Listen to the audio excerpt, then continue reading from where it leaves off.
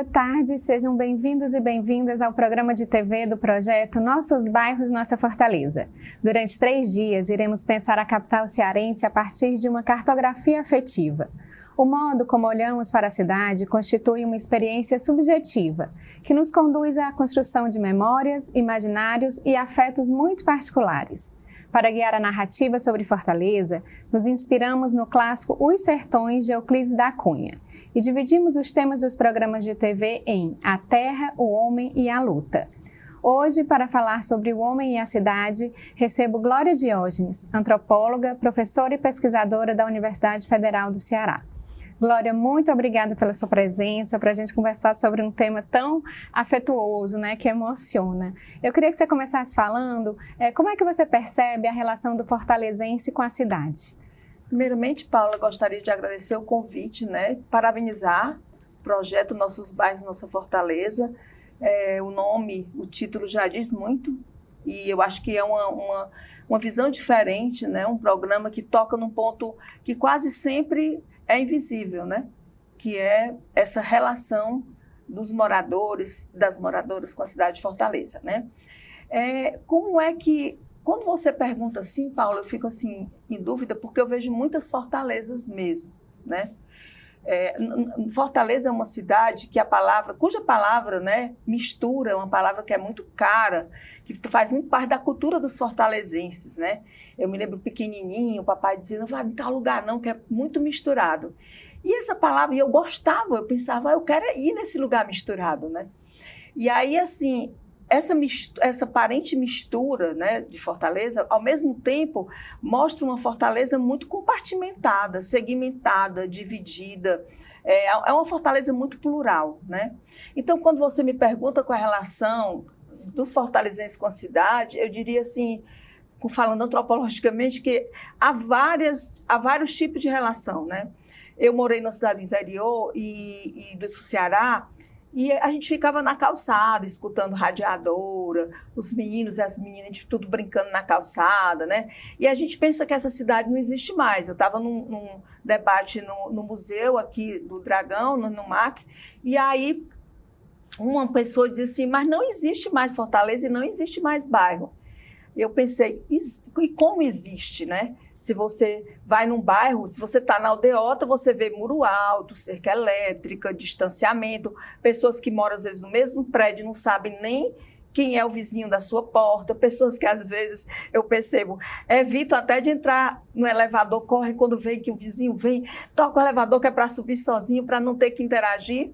E você vê, assim, moradores de bairros da periferia, de bairros mais populares, que se autoajudam, que, de certo modo, a noção de mistura, né?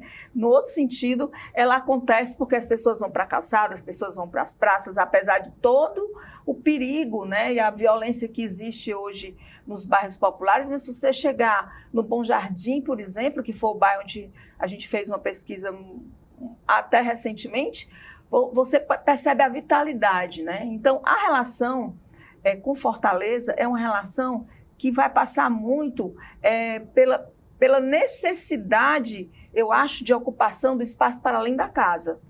Entende? Quando a casa não é o lugar de moradia apenas que lhe abraça e lhe satisfaz.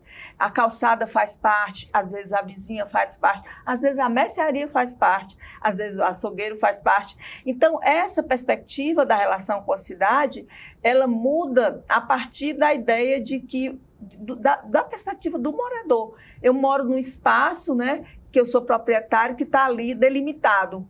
E quando a noção de moradia, ela traspassa o espaço. Eu acho que há uma outra relação com a cidade e diria que uma relação que é corporal também, sabe? Assim, eu como antropóloga, eu tenho visto muito que, às vezes, a gente trabalha a dimensão da escuta, a dimensão da fala, mas a gente esquece de uma coisa muito bacana que a Lucrécia Ferraro fala, uma geógrafa, trabalha com semiótica, ela diz assim, que é como se a cidade fosse corpo e houvesse uma dimensão sinestésica. Como é sinestésica, né? A cidade, ela traspassa o corpo e ela mobiliza o corpo de tal modo que quando o corpo é seduzido, é mobilizado, a cidade é também onde o corpo se aviva, onde o corpo está vivo, né? Então, eu acho, né, e me lembro muito também do livro do Bachelard, que ele diz uma coisa bem bonita, ele diz assim, na Poética do Espaço, toda memória é topográfica. Você lembra do primeiro beijo, você vai lembrar do lugarzinho, né? Você vai lembrar de quando uma amiga disse algo, você fez uma nova amizade, você lembra do espaço. Então, não há cidade, né? Não há memória sem relação com o espaço. Então, quanto mais uma cidade, um morador de Fortaleza acha que o lugar dele ficar é na casa com sua família, pega um carro e vai num lugar que sempre vai, volta e se esquiva da cidade, esse é um tipo de uso, né, que faz com que essa cidade praticamente inexista para o corpo, para a relação subjetiva e para a memória desse morador. E eu diria assim, que quanto mais você se expõe na cidade, quanto mais esse corpo ele está ali para viver a cidade, né? Quanto mais essa cidade você abraça ela nas suas várias experiências, pode ser até, estou aqui caricaturando, pessoal, mas pode ser até assim, você passando e tem um pipoqueiro, por exemplo, meu neto, ele estuda numa escola do fora e tem um pipoqueiro, fora, uma pipoqueira, que seria a cidade, as mulheres e os homens, né? E aí a pipoqueira, ela conta toda, ali ela está no Dendê, perto do Dendê, e a gente conversa sempre, e ali surge para aquele menino de 3 anos, a escolinha onde os filhos dela estudam, que vem um ônibus pegar, surge o parquezinho que está perto, que a comunidade vai usar. Então, a cidade, ela também adentra, né, o imaginário da gente a partir dos encontros. A cidade é o lugar do encontro, né? Onde e como os afetos se fortalecem em Fortaleza? É nesse ir e vir? É esse passear pelas calçadas? Porque, como você estava falando, a gente dentro de um carro, de casa para um equipamento, do equipamento para casa, a gente, né, perde esse flanar, esse andar pelas calçadas. Sem isso, existe afeto em uma cidade? Paula, eu estou me lembrando aqui de uma entrevista que eu vi do Ailton Krenak numa revista Teoria e Debate, faz muito tempo. Eu vi o Krenak a primeira vez no Eco 92, assim, ele era uma pessoa ainda, fazia filosofia, eu acho, com Marlene Chauí, e era uma pessoa não muito conhecida.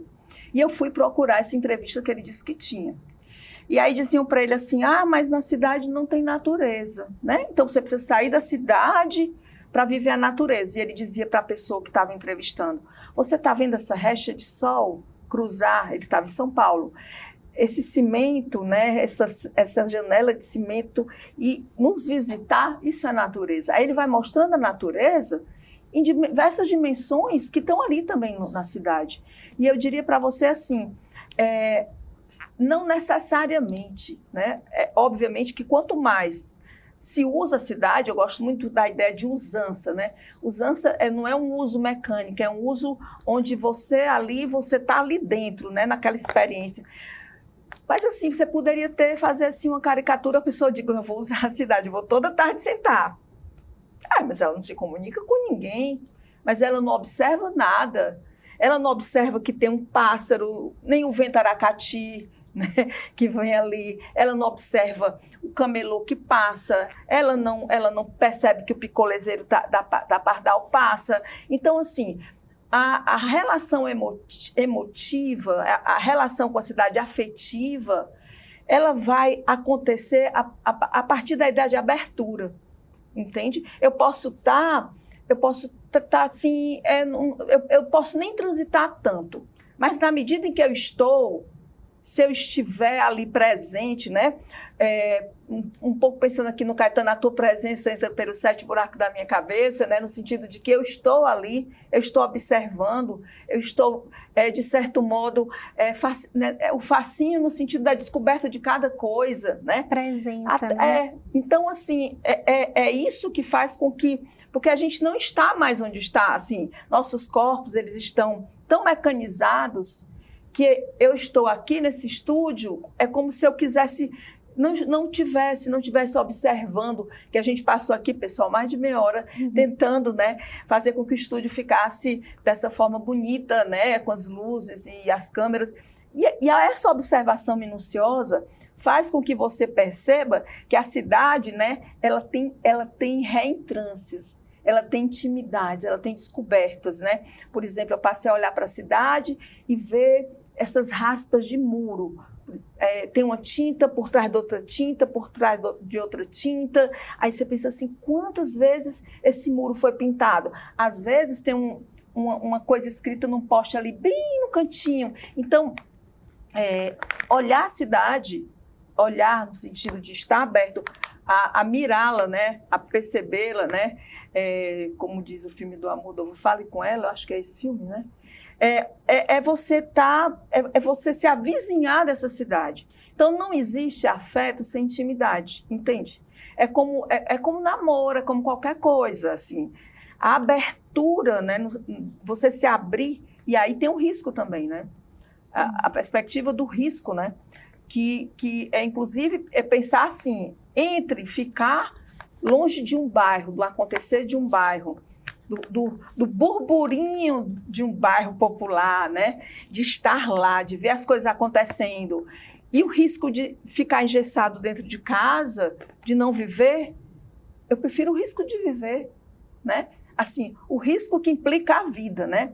E é isso, assim, e aí a gente, quando pensa assim, uma cidade que não tem ninguém, a gente não chama de cidade fantasma, né? Sim. É uma cidade que não tem ninguém. Então, as cidades existem, os afetos, a partir dos encontros. Eu tô fazendo colocando essa questão, repetindo como um mantra, porque até mesmo no espaço conhecido seu, quando você descobre que ali tem uma pessoa massa, uma pessoa com singularidade X, que te apresenta até assim uma coisa que tu sabia que nesse bairro tem tal coisa, tu sabia que no outro bairro tu pode encontrar uma pessoa que faz crochê, umas bolsas, então, ou qualquer coisa mais simples, um artesão, um artista.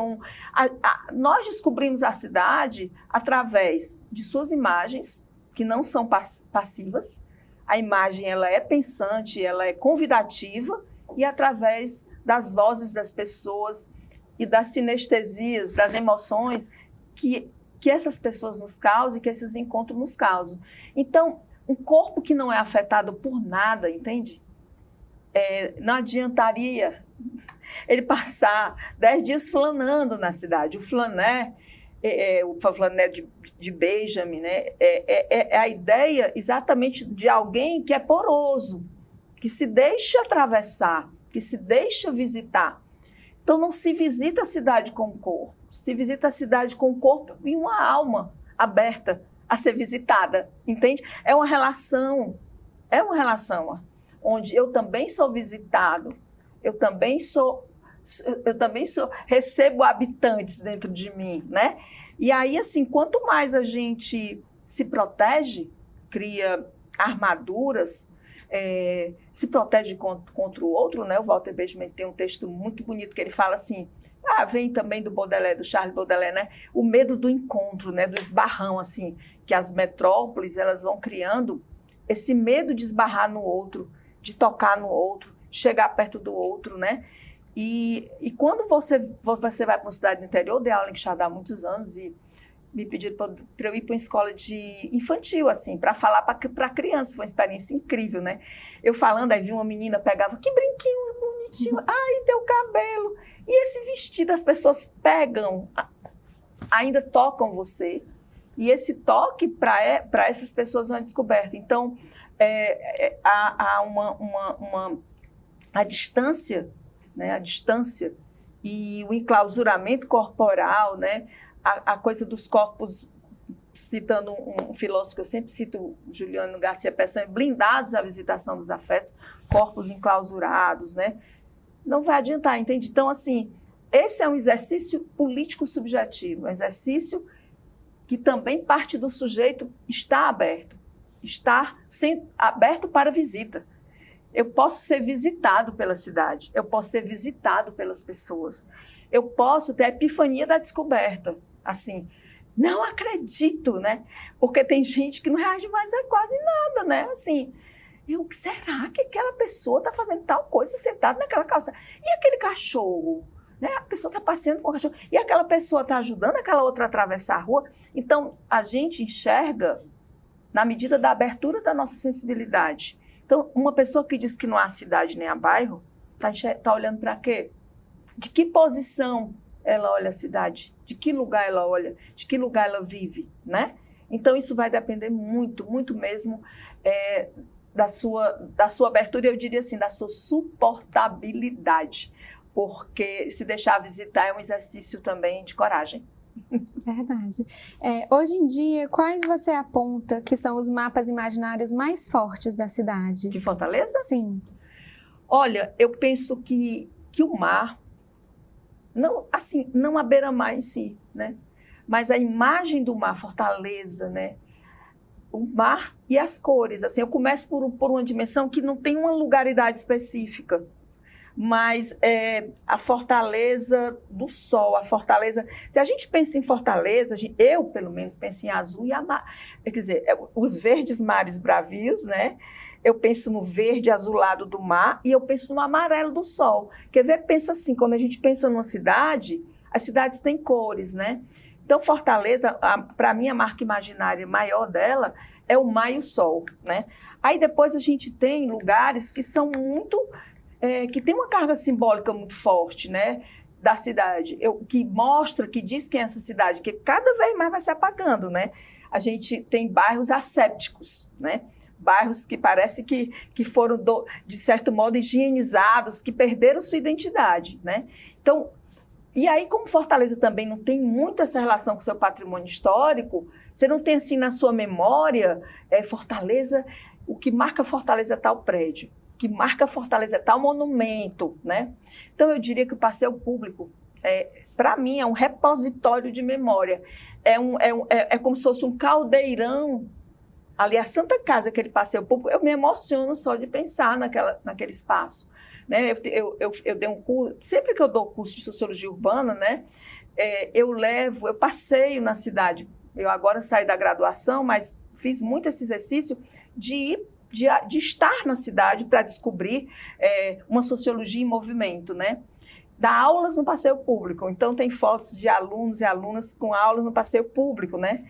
E tem, assim, também perspectivas, né, de Fortaleza, porque Fortaleza é uma cidade criada a partir do comércio, do mercado, uma cidade do mercado, né, das trocas, pegando um pouco Ítalo Calvino, né? Fortaleza é uma cidade das trocas, né? Então, os mercados, o mercado dos peões, o mercado da Aerolândia, né? O mercado central, embora seja uma criação mais moderna, mas a gente toma esses equipamentos, para mim eu tomo esses equipamentos como contendo essa memória, por exemplo, ali aquela parte Igreja da Sé, né? Aí você tem alguns prédios antigos, né? Você sabe que a Igreja da Sé, aquela parte sofreu um aterramento, né? O mar ia quase que a espuma do mar lambia, né? A Igreja da Sé, e você imagina todo aquele entorno, né? Que você vai pelas praças, aí vem as praças. A Praça do Ferreira, né? Que é o coração da cidade. A Praça José de Alencar, que foi, eu diria assim, me dói falar nisso, sabe? Mas foi uma praça que foi perdendo, de tantas reformas para que se mostre obra de prefeitos, ela foi perdendo suas peculiaridades, né? suas marcas identitárias, arquitetônicas.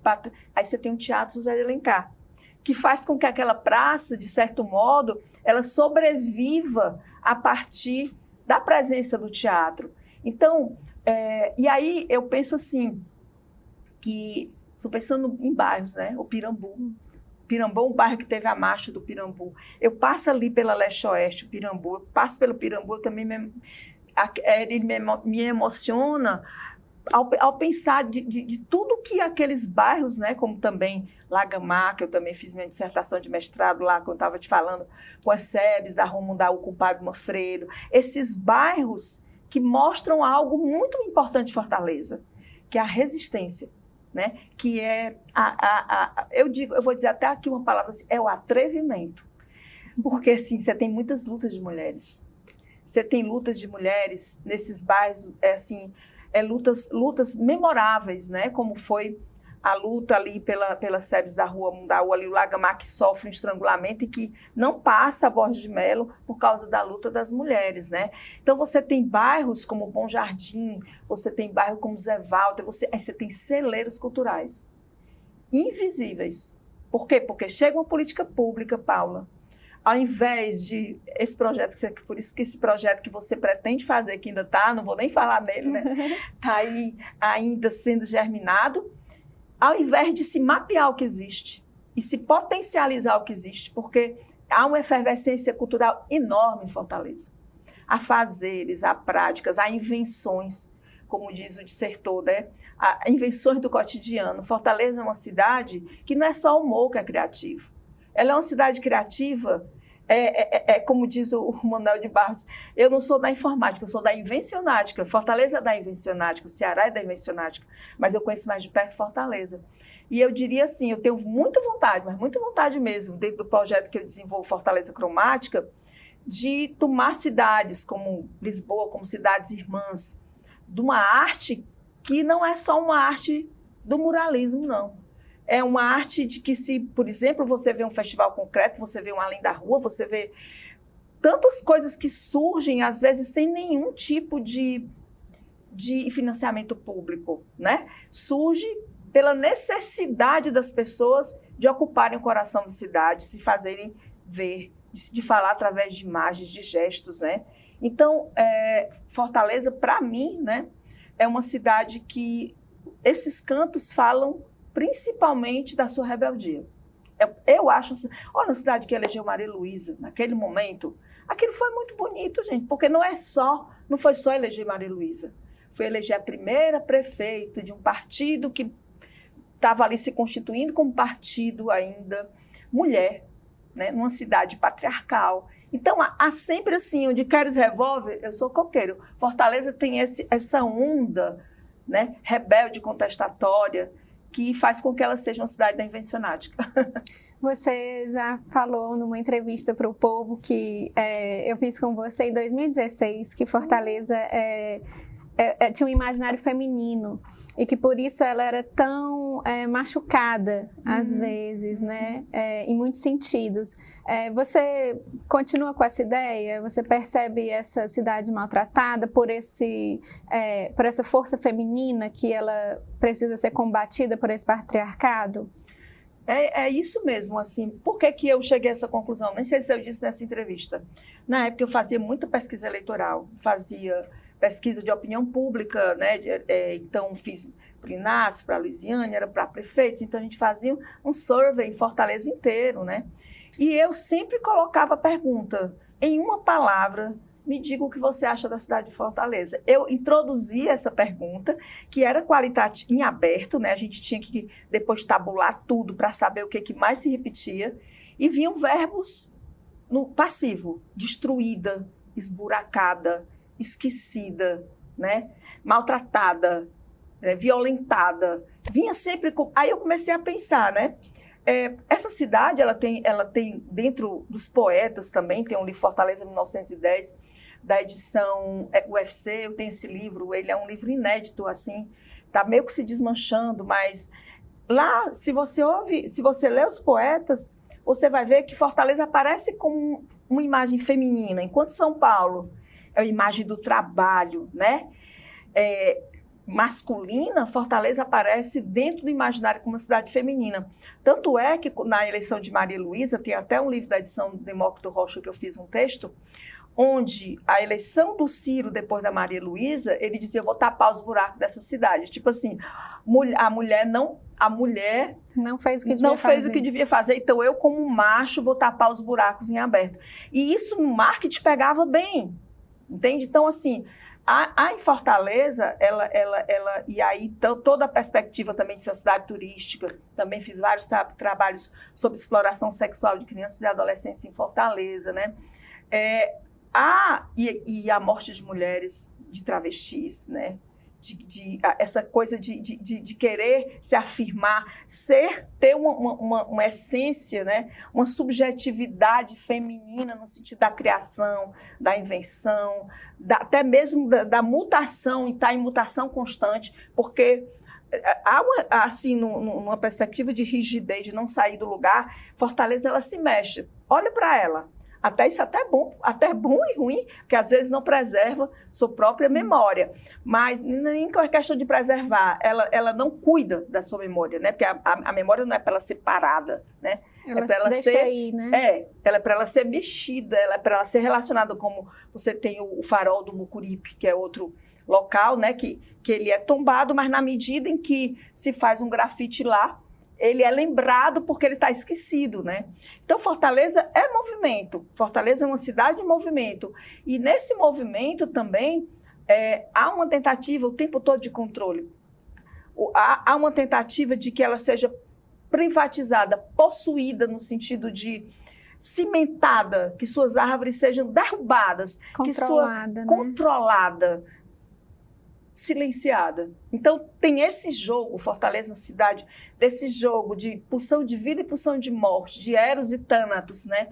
E quem enxerga isso e quem vê isso, está o tempo todo... Eu fico lendo esses vestígios, tipo as crônicas do Demetri Cruz, né? Que eu acho, assim, ele mostra exatamente, né, essa cidade que vive e que é pisada, né? Essa natureza que brota e que é ceifada, né? E são algumas vozes que vão percebendo esse movimento, né? Porque tem gente que diz, não, Fortaleza é uma cidade que só se recria. Não. Ou uma cidade que só nega e não produz nada novo. Não.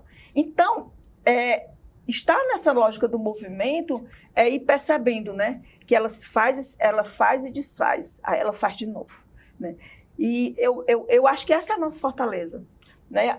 Enquanto é como se fosse assim, ela se mexe muito, ela está viva, é uma cidade viva, né? Me lembro de amigos que foram morar na Europa e tudo. Eu morei um ano em Portugal e a gente sente falta, eu vou falar uma palavra bem nordestina, desse remeleixo, né? Dessa coisa que está o tempo todo, quando a gente imagina que algo vai ser de um jeito, ela pode ser de outro, né? A gente percebe, como, por exemplo, um seriado La Casa dos Vetinhos. Que é isso, né? Você vê jovens influenciadores digitais da periferia que saem do anonimato, que estão lá, né, influenciando um público e daqui a pouco se tornam, né, a partir do Nigéria, do Suricate, do Léo Suricate, do Du, aquilo ali se torna algo nacional. Aí, às vezes me dá a impressão que isso aconteceria em Fortaleza. De uma certa forma, apesar todo esse movimento que não é só bom, que tem esses lados negativos também, você percebe o fortalezense como um apaixonado pela cidade? Ou você acha que ainda precisa haver um sentimento de pertencimento maior para que esse amor, de fato, ele se torne palpável, né? Que não seja só uma saudade do calor, uma saudade de quem ficou quando a gente vai embora. Existe amor pela cidade de Fortaleza? Eu estou me lembrando do #eu, né? Existe amor por aqui, né? Dos meninos. E a tentativa de afirmação desse amor. Eu acho que existe amor e ódio. Eu acho ódio no seguinte sentido, né? Eu estou sempre nesse movimento. Por quê? Contraditório. E que não é mutuamente exclusivo. Está ali, amor e ódio, às vezes até junto. Por quê? Porque é uma cidade que, como ela não cultua sua história e sua memória, uma vez eu criei para o centro, junto com o pessoal do Pirambu, um projeto chamado Memória é Vida, qual a memória do seu bairro? Porque eu fui entendendo que a violência é um vácuo de memória. A violência se instala porque não há entre as juventudes, às vezes, projetos que cultuem a memória do lugar. E o vínculo, a memória é vínculo, eu me sinto vinculado. Como eu vou dar as costas e vou destruir algo que é meu também, né? Então, essa primeira coisa também de não ter esse nexo, esse vínculo com a própria história da cidade, a memória dela. E tem outra coisa, nós não escutamos como os pajés das tribos, os mais velhos, né? Eu faria um programa, eu faria um projeto, né, de tomar pessoas que são, que contam a história de cada local, pessoas mais velhas, que condensam essas histórias, para que a gente pudesse construir uma memória afetiva, uma memória afetiva, não só afetiva, mas uma memória mesmo de cada lugar, e levar isso para as escolas. Porque nas escolas, se você perceber, os conteúdos, eles são conteúdos abstratos, do conhecimento. Mas o maior conhecimento que um adolescente, uma criança, um jovem, uma jovem poderia ter é da sua própria história, da história do seu povo, da história da sua cor, se é um remanescente indígena, né? Da história toda a questão da colonialidade, né? Da vinculação do seu próprio bairro. Quem foi que construiu aquele bairro? Como foi que ele surgiu? Meus pais vieram para cá quando, né? Eu me lembro que quando eu coordenava o projeto Enxame, a Neide, o pai da Neide veio do interior falar para os meninos do Enxame que dos repentes, de todas as músicas, né, que vêm do sertão, esses meninos choravam muito, porque quase todos eles das periferias tinham a voz sertaneja. Então, contar essas histórias, viver essas histórias, é uma forma, talvez, de atenuar o ódio, porque o ódio é só uma esquiva, é só um não pertencimento, uma não vinculação, né? Eu não faço parte desse lugar, né? Muito obrigada, Glória. Muito inspirador, muito... Já passou meia hora. O nosso tempo acabou. Obrigada também, Paula. A gente fica por aqui. Acompanhe também os próximos 2 programas de TV do projeto Nossos Bairros, Nossa Fortaleza, em que falaremos sobre a luta e a terra. Muito obrigada e até a próxima.